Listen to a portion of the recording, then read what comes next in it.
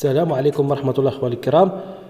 في هذا الفيديو توضيح لخاصية الملتي ستريم التي توجد على أجهزة الاستقبال والتي تحمل المجانية، يعني خاصية الملتي ستريم تشتغل بدون انترنت، يعني تي ان تي أرضية.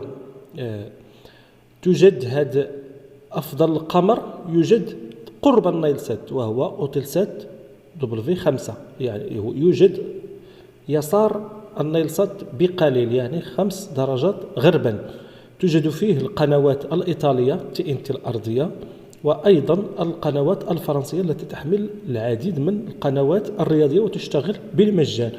وبعد ذلك يليه قمر الهيسباسات يوجد في 30 درجة غربا بعيد يمين النايلسات، وتوجد فيه تي ان تي البرتغالية وأيضا تي ان تي الإسبانية، وهو أيضا يعني توجد فيه خاصية قنوات التي تشتغل بالمجان. يعني يكفي أن يكون عندك جهاز استقبال ولو تكون منتهية مدة السيرفر أو الاي بي، لكن سيشغل لك هذه الخاصية إن كان يدعم الملتي ستريم العديد من الأجهزة، فيزيو، إيكولينك، جيو، ستارسات، يعني تشغل هذه الخاصية. وهناك أيضا تي ان تي قرب الأسطرة التي تحمل القنوات المغربية، قمر أوتيلسات 21 قرب 19 قمر أسطرة. هذا يعني إن كنت تريد أن تلتقط هذا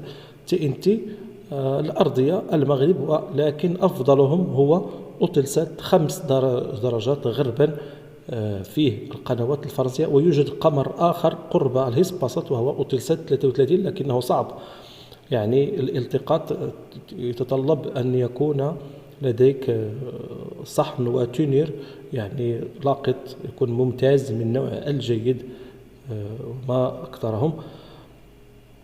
لهذا فيديو توضيحي فقط للملتي ستريم الخاصية التي تحمل المجانيات. ادعمنا بلايك، ولقد وضعت فيديو لالتقاط W5. والسلام عليكم ورحمة الله تعالى وبركاته، إلى فيديو لاحق إن شاء الله.